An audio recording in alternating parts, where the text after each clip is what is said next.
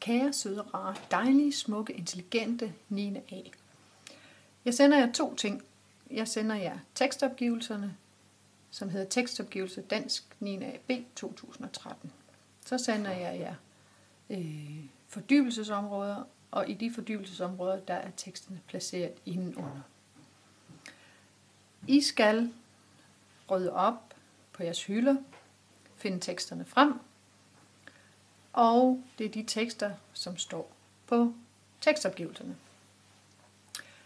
Dem, jeg har markeret med grøn, det er dem fra læsebogen, og dem, jeg har markeret med rød, det er dem, jeg har fået lige op til projektopgaven, som vi havde lige før påske. Der lå der forskellige ark på mit kateter, og dem har I forhåbentlig taget, og det er dem, jeg har markeret med rød. De er en del af pensum, men vi har ikke gennemgået dem endnu, og det skulle vi have gjort her i april måned. Ja, så skal I, når I har fundet jeres tekstopgivelser, og I har fundet jeres tekster, så skal I placere dem i fordybelsesområderne. Eksempelvis, hvis vi tager folkeviser, så tager I alle de tekster, som hører til folkeviser, og placerer dem i en bunke, som I kalder folkeviser. Hvis jeg skal være mere specifik, så kan jeg også sige, at under folkeviser, der har vi opgivet Ebbe Skammelsen. Det er en tekst fra tekstbogen, og desuden har vi opgivet Herr Bøsmer i Elverhjem og Valdemar og Tove. Dem tager jeg så og placerer i en bunke, og det er så naturligvis folkeviser. Og så fremdeles. Ja. Når I så har gjort det, så kan I begynde at repetere. I skal tage en tekst ad gangen, og så skal I lave en analyse af dem. Vi har faktisk gennemgået de fleste, også gået i dybden med dem og lavet analyser af dem. Hvis I får brug for hjælp til det, så er der inde på dansk.gyldendal.dk under redskaber det, der hedder analyse, cirkler og genreunivers. Det skulle være nemt at gå til. Det er et stort arbejde, så jeg komme i gang. Ja. Det var så første del.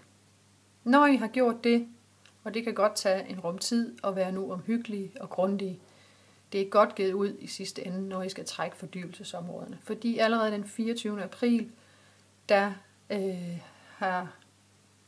skal I trække jeres fordybelsesområde.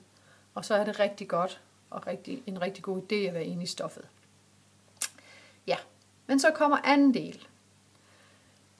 Det er et kursus i at skrive en synopse. Og da jeg selvfølgelig ikke, eller ikke selvfølgelig, men i hvert fald uheldigvis ikke kan være der, så skal I gøre det, at I går ind på dansk.gyldendal.dk, hvor I går ind under forløb, og der er der et emne, der hedder kursus i synopse. Der er 4 cases i alt. I skal arbejde meget grundigt med de 3 af dem. Og I skal gøre det sådan, at I er i stand til, når vi forhåbentlig mødes igen, at skrive en synopse.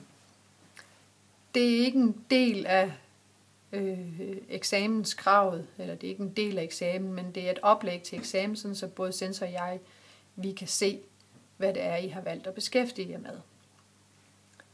Yes. Det jeg sender til jer, det er også, udover at jeg selvfølgelig sender tekstopgivelserne, og jeg sender fordybelsesområderne, så sender jeg naturligvis også det keynote, eller den keynote, som vi arbejdede med, dengang vi arbejdede med synopser. Det skal opfattes som en klade, så tag det lige med gran salt, men det kan sagtens hjælpe jer undervejs. Desuden så sender jeg keynote med det moderne gennembrud. Det er også en del af tekstopgivelsen, og den må I også gerne læse grundigt på. Og til sidst så sender jeg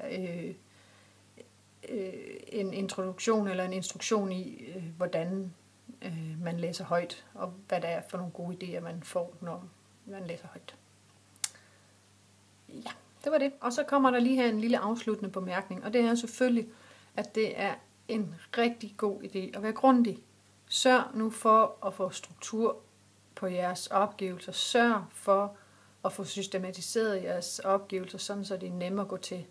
Altså, skulle I gå hen og trække lyrik for eksempel, eller det moderne gennembrud, eller folkeviser, eller hvad det nu kan være, så har I systematiseret jeres noter og jeres opgavelser, sådan så det er nemt at gå til.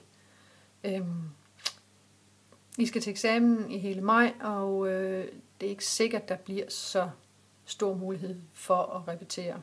Så vær nu grundig, og vis mig, at I kan udvise en lille smule for selvdisciplin. Det plejer I jo at være rigtig, rigtig gode til. Ja, rigtig meget held og lykke og god arbejdslyst herfra. Tak for det. Hej.